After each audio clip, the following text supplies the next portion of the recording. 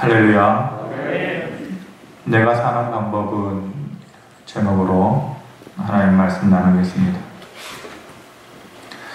사람들은 세상 살아가는 방법들, 또 일을 처리하는 방법들 다 다른 모양으로 살아갑니다. 여러분들도 다 좋아하시겠지만 나는 자연인이다 라는 프로 즐겨서 봅니다.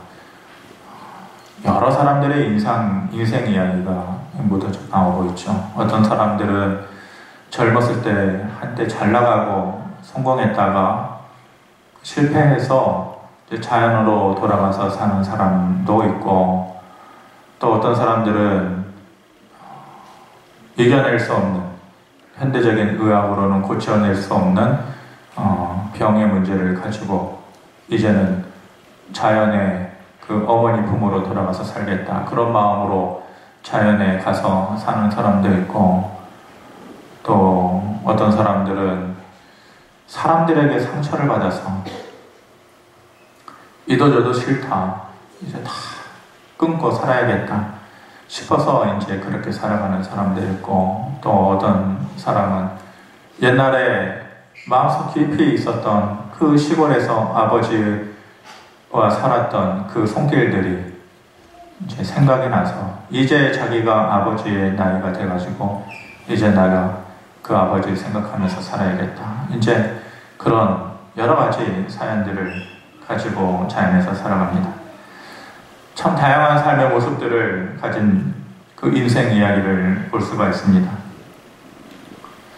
똑같은 사람이 어디 있겠습니까?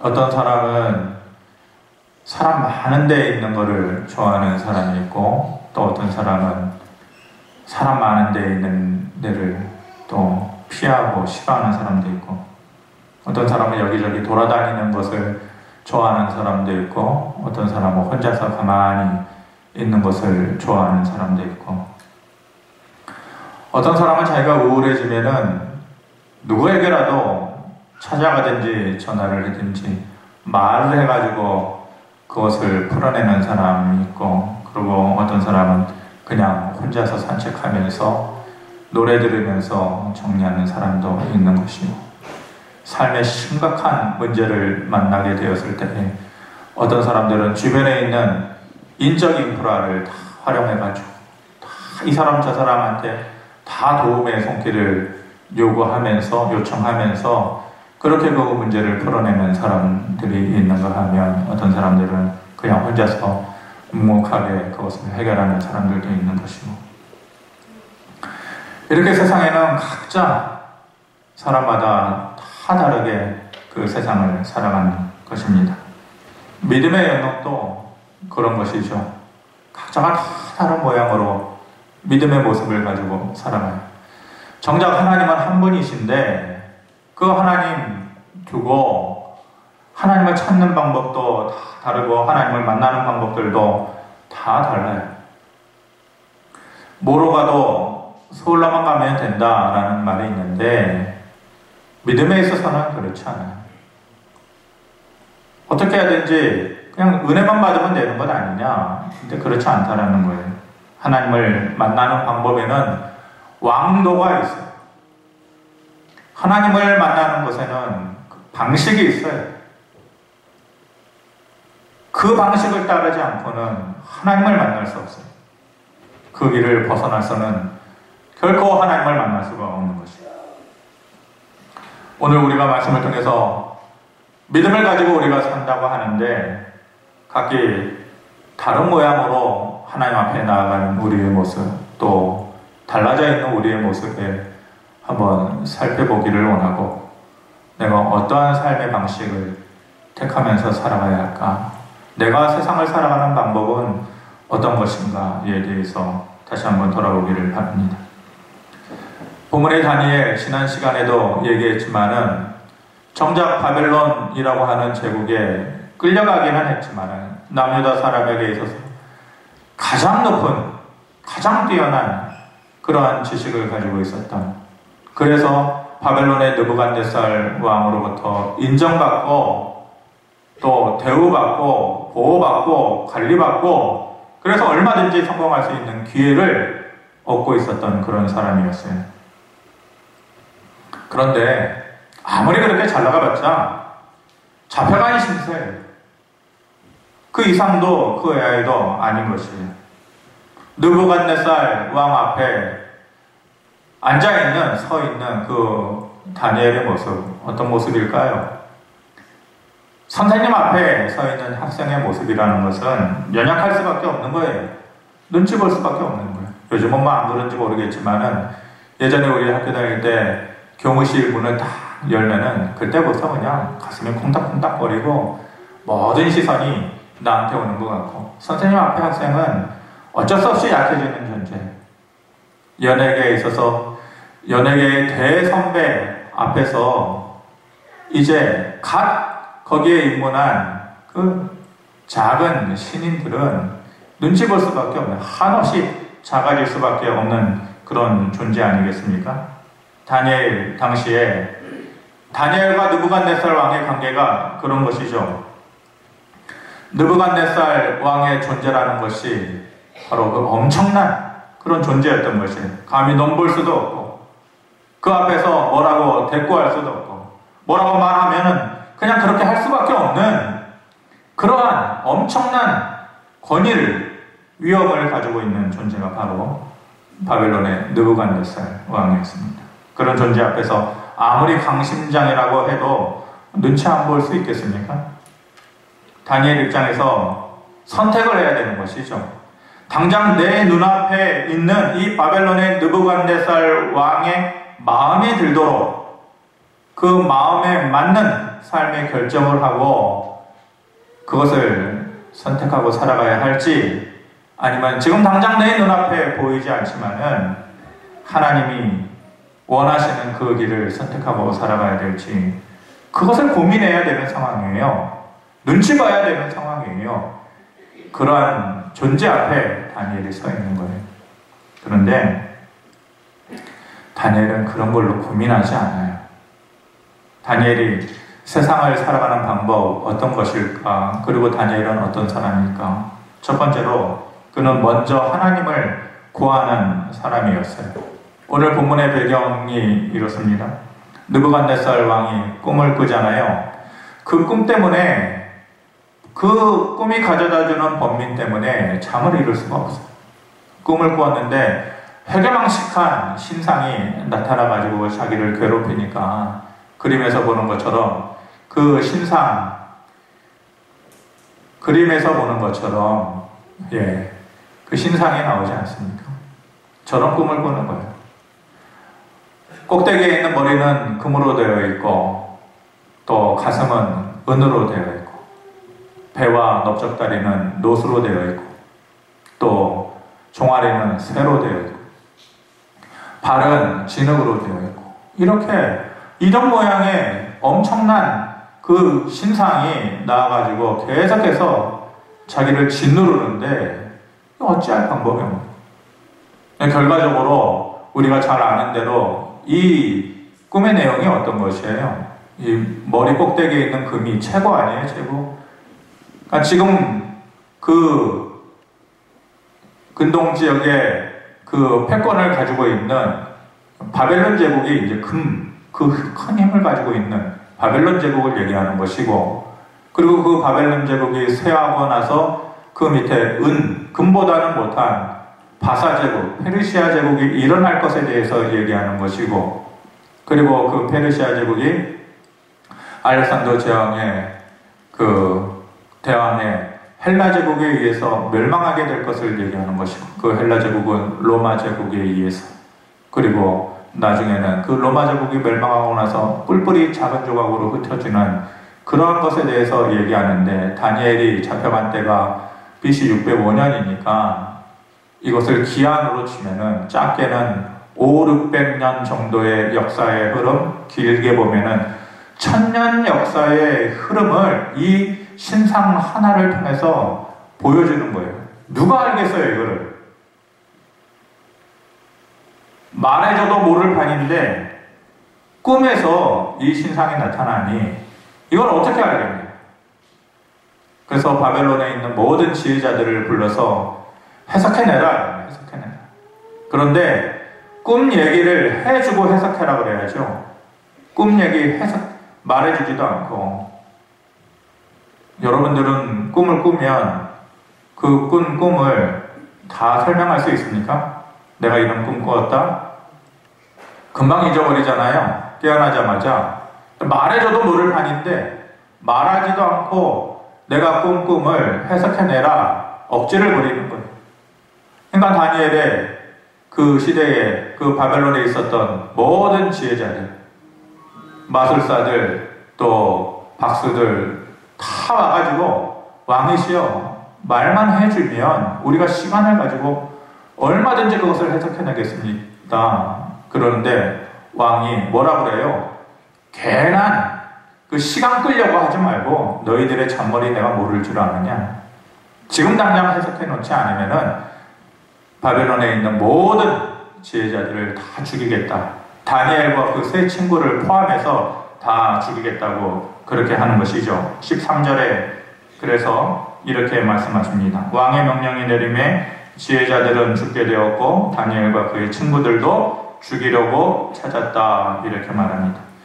그때까지만 해도 다니엘이 이 상황을 몰랐던 것 같아요. 그래서 왕의 근위대장, 요즘으로 얘기하면 경호대장이죠. 경호대장 시켜가지고 쓸데없이 시간 벌려고 하는 지혜자들 다 죽여라. 그렇게 지금 근위대장 아리옥이 나가가지고 왕의 명령을 받아가지고 그것을 실행하려고 나가는데 다니엘을 만난 거예요. 그때까지만 해도 다니엘이 몰랐던 거예요. 무슨 일이냐? 뭔데 이렇게 나라 분위기가 심각하냐? 아리옥이 여차여차 이렇게 얘기하는 거죠. 너도 죽을 줄 모른다. 이렇게 얘기하는 거예요. 그랬을 때 다니엘이 나 왕 한 번 만나야겠다. 그 왕 한 번 만나는 게 쉬운 일이 아니에요. 목숨 걸고 만나는 경우였는데 느부갓네살 왕 앞으로 가요. 그래가지고 왕에게 얘기하면서 나한테 시간을 주면은 제가 왕의 꿈을 해석해 드리겠습니다. 라고 얘기해요. 여기서 다니엘이 두 가지 은혜를 받아요. 한 가지 은혜는 아리옥에게서부터 받은 은혜예요. 뭐하고 나가고 있어요? 왕의 지혜자들, 시간 끌려고 하는 지혜자들 죽이러 나가잖아요. 명령받아서. 거기에 누가 포함되어 있어요? 다니엘과 세 친구 포함되어 있어요. 그러면 나가면서 다니엘 만났을 때 야, 너 잘 만났다. 야, 내가 수고를 덜게 되었다. 그래야 되는 거 아니에요? 너부터 죽이자. 그런데 아리옥의 마음이 풀어져요. 은혜를 받은 거죠. 다니엘의 입장에서. 그리고 느부갓네살 왕 앞에 가가지고 시간 주시면 해석해 드리겠습니다. 이것도 말도 안 되는 거예요. 왜냐하면 많은 바벨론의 지혜자들이 말씀해 주시라고. 시간만 주시면, 얘기해 주시고 시간만 주시면은 우리가 해석해 내겠노라고. 그렇게 얘기했을 때 느부갓네살이 뭐라고 얘기했어요? 쓸데없는 소리 하지 말아라. 잔머리 쓰지 마. 어디서 시간을 끌고 그러려고 그러느냐. 다 죽여라. 그렇게 얘기하는 건 아니에요? 근데 다니엘이 시간 달라고 했을 때 똑같은 조건이잖아요. 느부갓네살이 그것을 인정해 주죠. 하나님께서 두 사람의 마음을 건드리신 거예요. 하나님의 일을 이루시기 위해서 두 사람의 마음을 누그러뜨리신 거예요. 그렇게 해서 다니엘이 처음 한 행동이 뭐예요? 집으로 돌아가서 상사가 걸려있는 절체절명의 순간에 뭘 합니까? 여기서 세상 살아가는 삶의 방식이 다른 거예요. 여기서 다른 거예요. 그가 먼저 친구들을 찾아요. 다니엘 별수 없네. 아니 다니엘이라고 좀 다른 방법 선택할 줄 알았더니 사람 찾는 거는 똑같네. 그런가요? 아니죠. 17절, 18절에 이렇게 말합니다. 같이 한번 봅니다. 시작. 이에 다니엘이 자기 집으로 돌아가서 그 친구 하나냐와 미사엘과 아사랴에게 그 일을 알리고 하늘에 계신 하나님이 이 은밀한 일에 대하여 불쌍히 여기사 다니엘과 친구들이 바벨론의 다른 지혜자들과 함께 죽임을 당하지 않게 하시기를 그들로 하여금 구하게 하니라.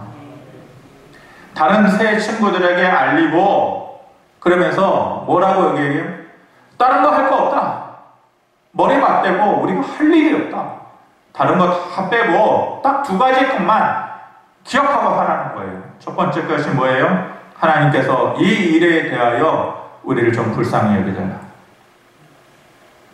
그 그것에 대해서 너희와 내가 이것을 깨닫고 하나님 앞에 나아가야 된다. 이거 하나 해야 된다. 하나님께서 우리를 불쌍히 여겨달라. 두 번째는 죽임을 당하지 않도록 구하여 달라. 구하여 달라는 게 뭐예요? 기도해 달라는 거예요. 기도해 달라. 기도를 부탁하고 있는 것이죠. 다니엘이 목숨이 왔다 갔다 하는 그런 애타는 순간에 세상 살아가는 방법을 선택한 것이 뭐예요? 첫 번째는 하나님이 나를, 그리고 내가 겪고 있는 이 상황을 하나님께서 불쌍히 여기는, 그거 하나 선택하는, 그리고 기도하는 거예요. 방법이 없을 때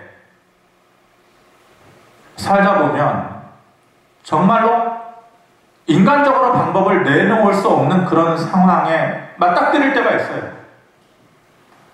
방법이 없는 거예요. 방법이 없는 것을 구하고 그리고 기다리고, 그러니까 실족하는 거예요. 낙담하고 실망하는 거예요. 아무리 애써도 나오지 않고 보여지지 않아요. 방법이 없는 상황과 그때에는 그 유일한 방법이 기도밖에 없는 거예요. 행위와 다른 것이 있다면 하면 좋죠. 하지만 이래도 저래도 방법이 없을 때에는 유일하게 남은 방법은 기도밖에 없는 거예요. 9장에 가면 하나님의 사자가 나타납니다. 천사가 나타나서 다니엘에게 이런 말을 해줍니다. 다니엘아, 너는 큰 은총을 받은 자다. 그냥 은총이 아니라 큰 은총을 받은 자에서 앞으로 되어질 역사의 흐름에 대해서 꿰뚫어 볼 만한, 다른 사람들은 어떠한 지식을 가지고 있다 할지라도 감히 넘볼 수 없는, 넘어설 수 없는 엄청난 지혜와 능력을, 너는 큰 은총을 받은 자에서 그런 지혜를 가지고 있다, 그런 능력을 가지고 있다, 이렇게 다니엘에게 얘기를 해줘요. 그러니까 다니엘의 입장에서는 자기가 그런 지혜를 가지고 있다는 거 알 거 아니에요. 능력 가지고 있다는 거 알 거 아니에요. 자기 입장에서 보면 얼마나 대견하고 자랑스럽고 뿌듯하겠습니까?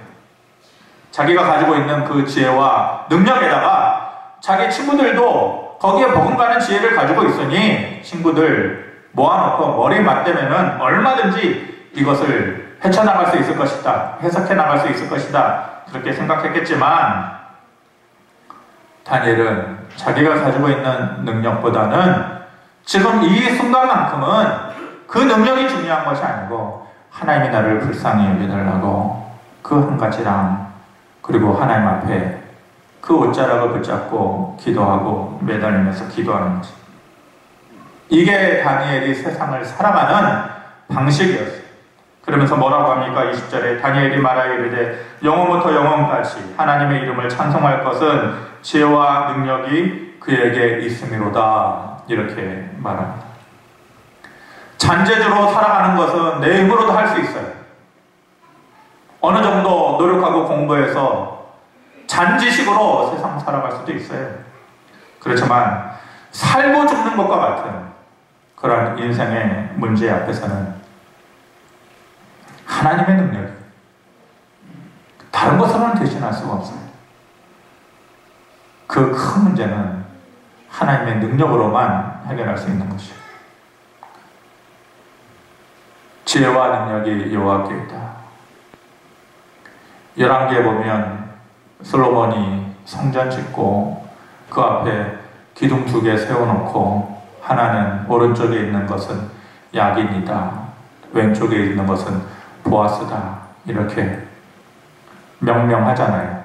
그러면서 다 봐라. 누구든지 성전에 드나들 때마다 외쳐라. 마음에 되새겨라. 야긴은 뭐예요? 그가 세우시리라. 보아스는 그에게 능력이 있다. 이 말씀 안에 20절에 지혜와 능력이 여호와께 있다. 어렸을 때부터 다니엘은 자기의 마음속에 외쳐댔겠죠. 세워주시는 분이 야긴의 하나님이시다. 능력을 주시는 분이 보아스의 하나님이시다. 그래서 자기가 가지고 있는 그 잔재주, 엄청난 지식이기는 하지만은 그런 자기가 있는 능력을 선택하고 있지 않는 이런 믿음을 가지고 이런 삶의 방식을 선택하면서 살아가는 자가 다니엘이었어요. 두 번째로는 삶을 살아가는 방식 다 다른데 어떤 종류의 사람이 있을까요? 믿음을 가지고 사는 사람들. 제가 몇 차례 얘기했지만은 나중에라도 기억하는 사람이에요. 그러니까 제일 좋은 것은 하나님의 긍휼을 구하고 기도로 살아가는 사람이지만은 그거보다도 못하다면 이런 사람 정도는 돼야 되지 않겠나. 나중에라도 기억하는 사람이에요. 이런 사람은 어떤 사람입니까? 판단을 하는 거죠.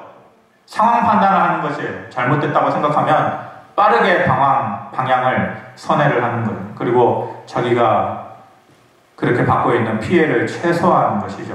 아, 이거 아닌데? 이렇게 사는 것 아닌데? 이거 선택하는 거 아닌데? 그러면서 나중에라도 기억하는 사람이에요. 누구를? 하나님을 기억하는 거. 하나님이 이렇게 살아라라고 하는 삶을 살아가는 방식을 선택하는 거예요. 늘상 얘기하지만 대표주자가 유다왕 여호사밧 아닙니까? 여호사밧. 실수 대마왕. 실수하는 거 둘째 가라면 서로 할 만한 사람.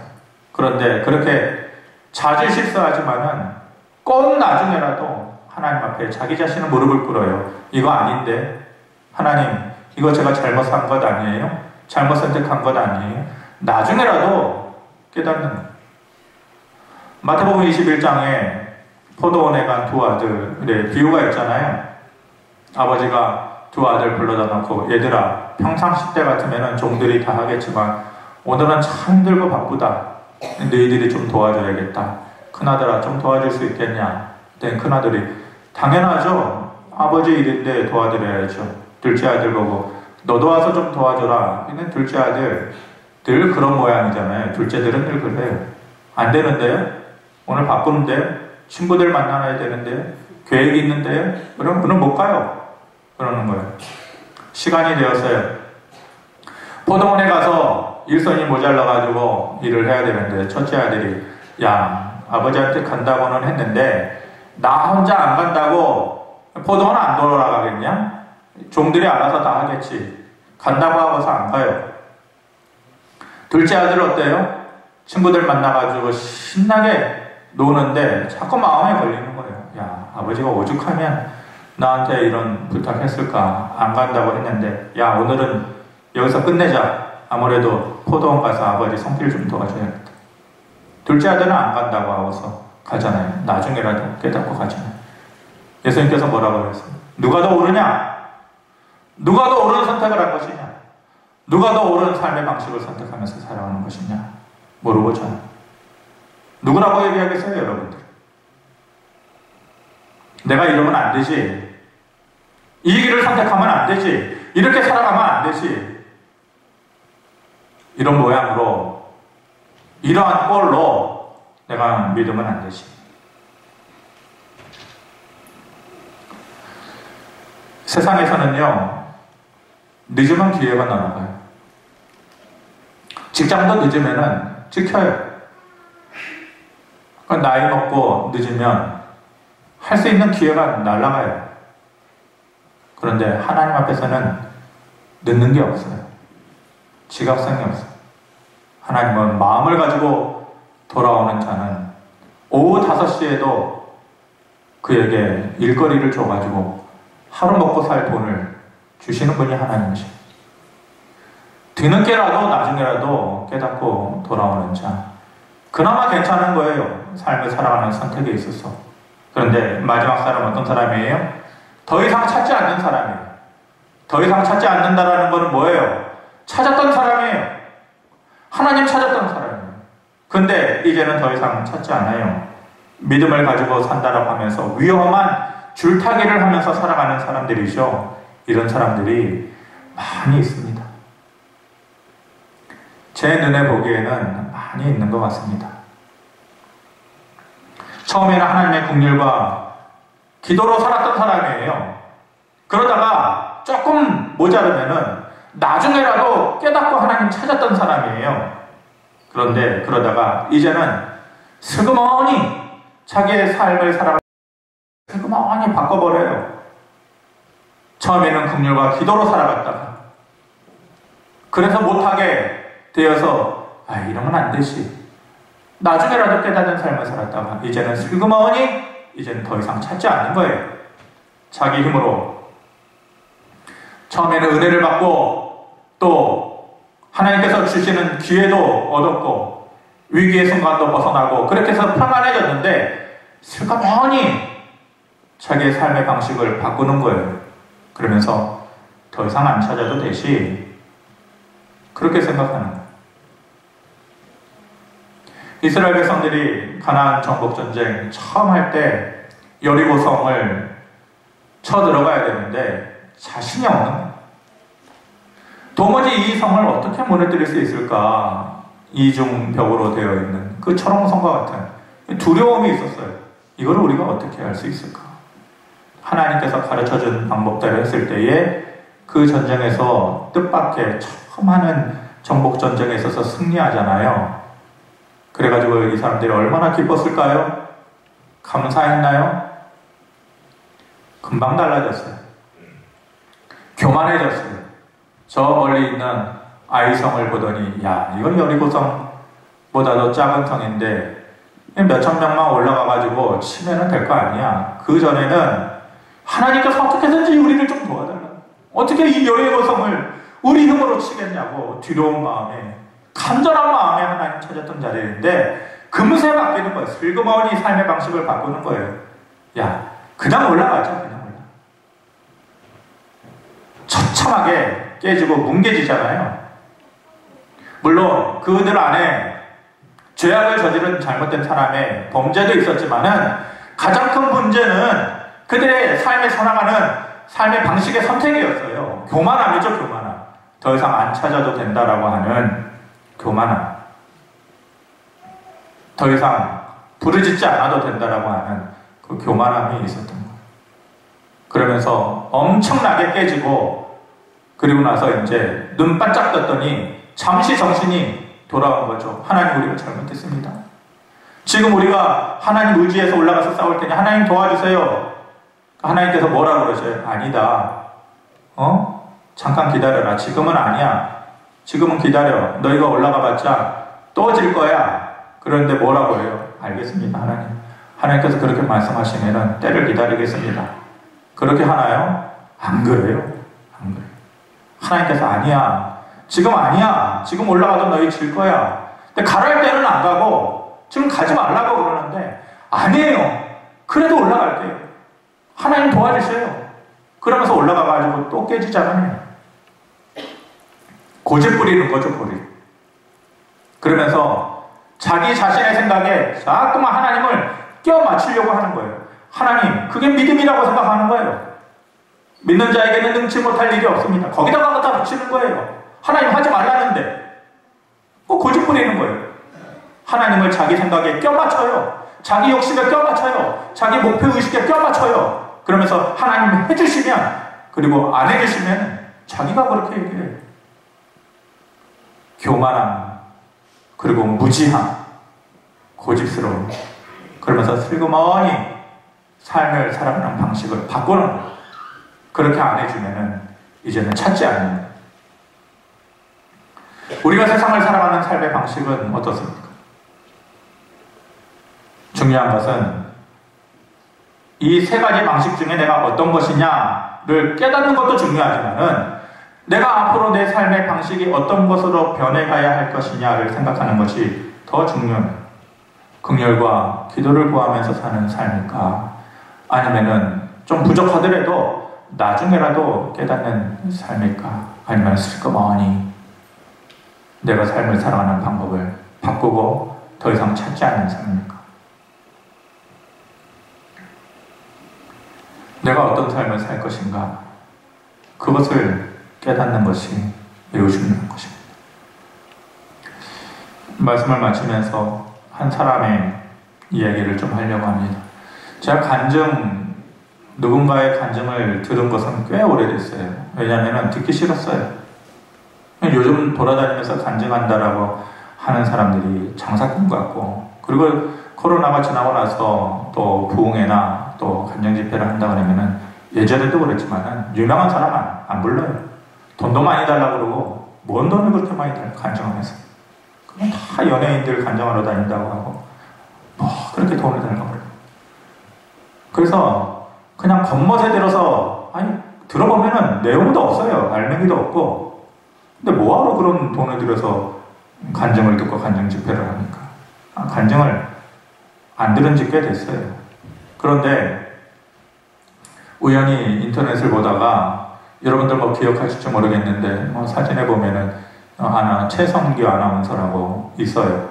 무엇이든 물어보세요. 뭐 그런 프로 진행했던 옛날에 꽤 잘 나갔던 요즘이야 유명한 MC들 그 사람만큼 뭐 유명했던 MC 아닙니까?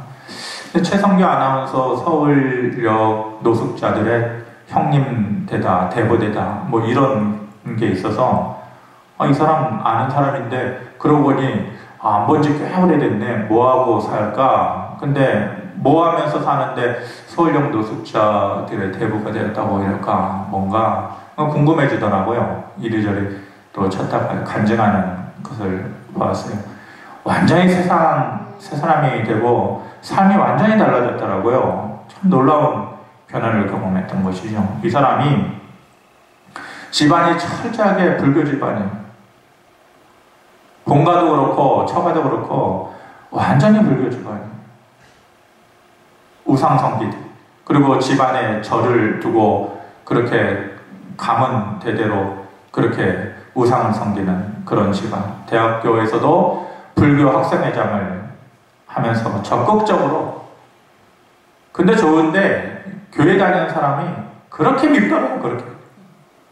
아니 이유도 없이 징글징글 맞기 싫었더래요. 그때는 교회 다닌다고 하면은 무조건 싫었대요. 그러면서 그 사람들이 하는 꼬라지가 다 싫은 거예요.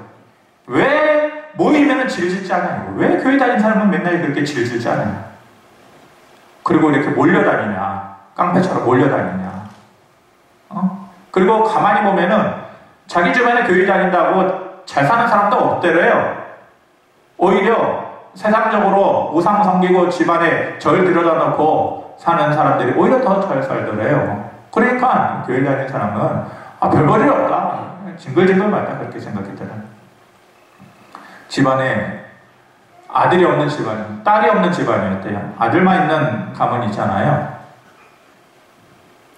둘째로 딸을 낳았는데 발칵 뒤집어져 너무너무 기뻐가지고 이 딸이 얼마나 예뻤겠어요. 그러니까 자기 집안만 아니라 그 가문 전체가 이 아이 중심으로 그냥 막 신을 모시듯이 그냥 이 여자아이 그냥 이렇게 지켜 세워주면서 그렇게 살았는데 토요일 날에 이제 생방송을 마치고 이제 스튜디오를 딱 나오는데 후배 아나운서가 쪽지를 하나 이렇게 내밀더래요. 쪽지 내용을 보니까 이 아나운서가 말도 못하고 쪽지만 내밀면서 흐느끼면서 쪽지를 내밀는데 둘째 딸 교통사고 생명 위도 지금 강남 성심병원 응급실에 있음 이 쪽지를 주더래요.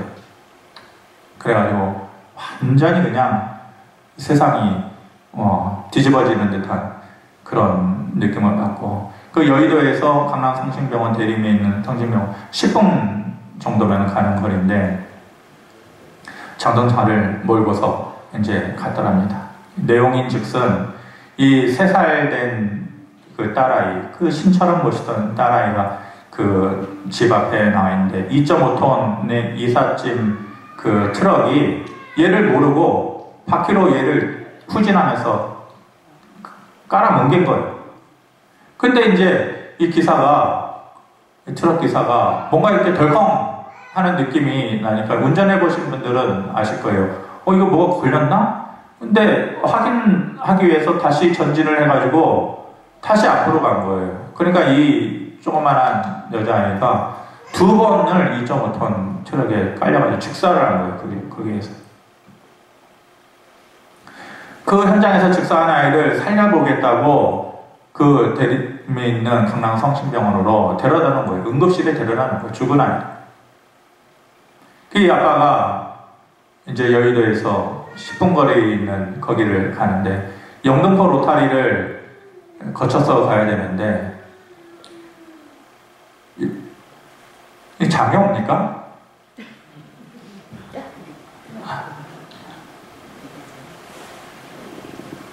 눈을 좀 뜨세요. 영등포 로타리를 지나가는데 그 토요일날 오후에 10분 거리를 꽉 막히는 거예요. 도저히 갈 수가 없기로 꽉 막히는 거예요. 거기서 이제 운전대를 붙잡고 있는 아버지의 마음이 그거 아시겠죠? 아무것도 그 순간에 할 수 없는, 해줄 수 없는 그 아버지예요. 꽉 막혀 있는 그 자동차 안에서 아무것도 할 수 없는 자신의 모습. 제가 우리 큰아이가 어렸을 때에 처음, 우리가 그때 화곡동에 살았을 텐데 제 엄마한테서 전화가 왔어요. 나보다 더 차분한 사람이잖아요 원래. 그런데 막 목소리가 덜덜덜 떨리고 이 아이가 이모랑 목욕탕에 갔는데 갑자기 경기를 해가지고 몸이 경직이 되고 혀를 깨물고 눈이 돌아가고 처음 그런 상황을 얘기하는데 화곡동에서 제가 한남동에 있는 순천항병원까지 가는데 저는 원래 밑에 60km 서 있으면 60으로 가요. 40으로 서 있으면 40으로 가고 딱 그렇게 원래 고지시켜서. 근데 그때 그 오래된 프라이드였는데 거기서 올림픽대로를 타고 가는데요. 그때 이 아버지의 마음을 저는 10분이에요. 그때 올림픽대로를 가는데요. 그때 무슨 마음이냐면 지금도 그게 느껴져요. 다 비켜 지금. 그러면서 막 아무것도 안 보여요. 그냥 막 몇 킬로로 갔는지도 몰라. 그냥 차가 한 대도 안 보이는 거예요. 그냥 내 앞에 그 도로만 보이고 그런 마음 있잖아요.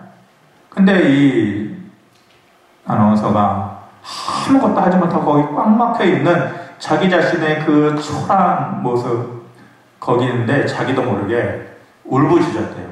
핸들대를 붙잡고 울부짖었대요. 뭐라고 하냐면 하나님 하고 울부짖어요. 이 마음이 이해되지 않아요. 근데 자기가 그렇게 징글징글 맞다고 하나님 믿는 사람들 미워하고 싫어했는데 그 순간에 그냥 막 이를 악물고 하나님 하고 불렀대요. 그러니까 당신이 정말 살아계시다면 딱 한 번만 우리 아이 살려달라고. 몸부림을 치면서 울면서 기도겠어요 그게? 그 절규지? 그 사람의 기도라는 걸 할 수 있었겠어요.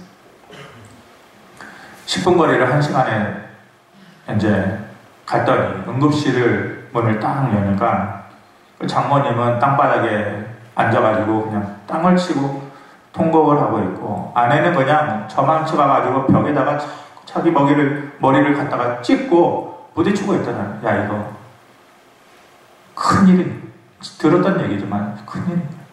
저만 좀 보니까 응급실에 가면 있잖아요. 이렇게 밖에 달리는 침대 그 위에 누가 있긴 있는데 흰 천으로 이렇게 덮어놨대요. 이 흰 천으로 덮어놨다는 게 무슨 의미예요? 예? 마음이 덜컥 내려앉다. 그래가지고 가가지고 흰 천을 딱 이렇게 제끼니까 아침에 봤던 그 모습 그대로 그 아이가 누워있는데 이 아버지의 이제 마음이 어떻겠어요? 그래가지고 이 아이를 꽉 끌어안고 네가 여기 왜 있냐? 집에 가자. 30분을 울었대요. 30분. 집에 가자. 아빠가 늦게 왔다. 미안하다. 집에 가자. 그렇게 30분을 그냥 이 아이가 죽은 거 아는데 끌어안고 그렇게 흐느끼고 있는데 그 아이를 끌어안은 이 가슴이 조금씩 뜨거워지더래요. 근데 속으로는 사람이 그 상황이 되면 이 아이가 죽은 걸로 아는데 인정하고 싶지 않을 때 있잖아요. 근데 이 아이가 아는 이 가슴이 조금씩 뜨거워지는데 죽은 걸로는 머리로는 이해가 되는데 놓고 싶지가 않더라고요. 놓고 싶지가 않다. 그런데 이 아이가 작은 소리로 그러더래요. 아빠, 우리 아빠 맞지? 그냥 아주 쥐꼬리만한 소리로 우리 아빠 맞지? 이러더래요. 그래가지고 막 놀래가지고 빨리 오라고, 의사들 오라고 그러는데 아무도 안 오더래요. 아니 뭐 인정을 안 하는 거죠. 근데 이 아이가 작은 목소리를 하면서 목소리를 큰 소리를 내더래요. 그래가지고 목을 이렇게 만져줬더니 이만한 핏덩이를 확 토해내더래요. 자기한테. 그러면서 호흡을 하니까 빨리 오라고. 그때 검사를 했대요. 그때부터 CT 찍고 엑스레이 찍고 그때의 치료를 그때부터 해줬다는 거예요. 그게 뭐예요? 이미 가망 없으니까 치료 안 했다라는 얘기 아니에요? 기적적으로 살아난 거예요. 얘가 기적적으로. 그러면서 이 최 아나운서가 그때 이후로 이 사람의 삶의 순간에 여러 순간에 하나님을 만났더라고요. 그러면서 자기의 삶을 살아가는 방식이 완전히 달라진 거예요. 잘 나가던 그렇게 안하무인격으로 살았던 그때인데 이제 그 방법을 선택하죠. 자기 능력 선택하죠. 하나님이 아니면, 하나님께서 긍휼히 여겨주심이 아니면, 하나님께서 도와주시는 그 손길이 아니면 살 수 없다. 그래서 봉사하고 서울역에 가서 노숙자들 바꿔주는, 요즘도 하는지는 모르겠지만 보니까 CT에서 내가 매일 기쁘게 그 프로 요즘 하고 있는 걸로 아는데 완전히 삶의 방식이 달라질 거예요. 제가 얼마 전에, 지금은 우리 교회에 출석하고 있지 않은 분인데 기도 제목이 응답되는 것을 보면서 정말 마음이 좋았어요. 안 될 것 같은데 정말로 하나님께서 해주시네. 그러면서 목사이지만 그때 깨달은 게 있어요. 하나, 하나님 살아계신. 둘, 하나님의 능력. 셋, 하나님의 도우심. 모르는 건 아닌데 정말로 이렇게 해주시네. 불가능한 것 같지 않았는데 정말로 이 일을 하시네. 하나님의 살아계심, 그 능력으로 도우심을 다시 한번 깨닫게 되더라고요. 여러분, 우리들의 삶을 살아가는 방식, 어떤 것이어야 되겠나? 아니, 어떤 것으로 변해야 되겠나? 제가 가만히 지금 좀 잘 살고 있다고, 평안하다고, 제가 가만히 내 힘을 믿고 내가 살아가는 삶의 방식을 바꾸는 삶 아닌지, 아니면은 좀 부족해도 뒤늦게라도 하나님 붙잡으려고 애쓰는 삶인지, 아니면은 삶의 모든 순간에 정말 하나님 앞에서